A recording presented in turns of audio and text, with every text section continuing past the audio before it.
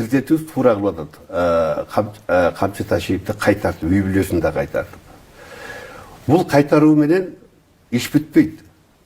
Менин оюмча айыбын угузуп туруп, домашний арест кылып туруп, резиденция ичинде кайтартыш керек. Ошондо өмүрүнө коркунуч келтирилбейт. Муну барады, көчөдө кайтартып 2-3 кишини мынтип артынан ээрчитип койгондо жана көлбөй атылгандай эле атылып калышы мүмкүн. Душманы көп. Кулуп айтып аткан душманы абдан көп. Ал өзү сураныш керек. Азыр Ташиевтердин дагы окружениясы, жээндери, өздөрү тиги ар кимдин менчигин алып, башкасын алып, шорун катканы көп да.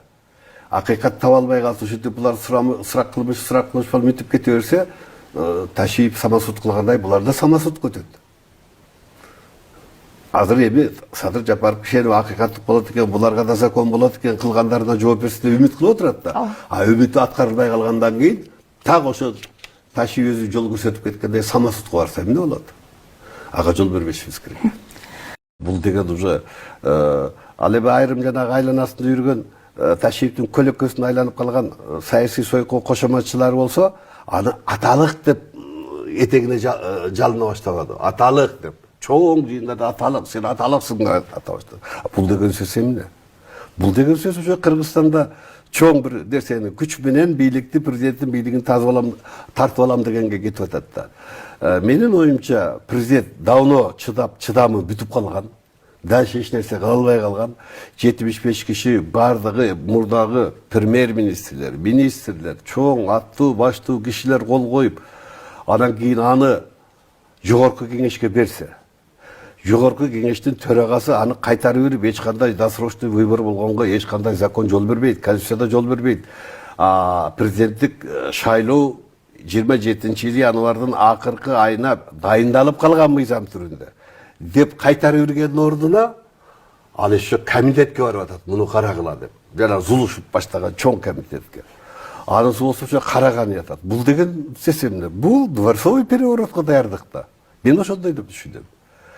Ассаламу алейкум кыргыз элим. Сиздерден жардам сурап кайрылып жатабыз. 3 баланын энесимин. Уулум Умар 6 жашта, врожденный паралич, ДЦП 4-степенде. Жалгыз бой энемин. 3 баламды Алланын жардамы менен өзүм чоңойтуп келейтамын. Ооруган балам менен жашоо аябай караңгы болуп кетет. Балам тырышып ооруса жан дүйнөм, менин денем тырышкандай кыйналамын. Суранамын кыргыз элим. Балама 5 сом, 10 сом болсо да жардам бериңиздер. Жок дегенде мени көрсө, апа деп мени тааныса деп үмүттөнөм. Жаны оорубай жашаганга себепчи болуңуздар суранам. Балдарыңыздар оорубасын. Улуу Рамазан айында дуаңыздар кабыл болсун. Умар каттуу оору менен күрөшүп жаткан кичинекей жигит. Ал кымбат дарылануу жана айыгууга мүмкүнчүлүк алуу үчүн сиздин жардамыңызга муктаж болуп турган учуру. Сиз берген ар бир сом Умарды дени сак жана бактылуу жашоого жакындатат. Сооп иш кылуу менен бирге Умарга ооруну жеңүүгө жардам бериңиз. Ар бир берген сомуңуз үчүн Аллах ыраазы болсун.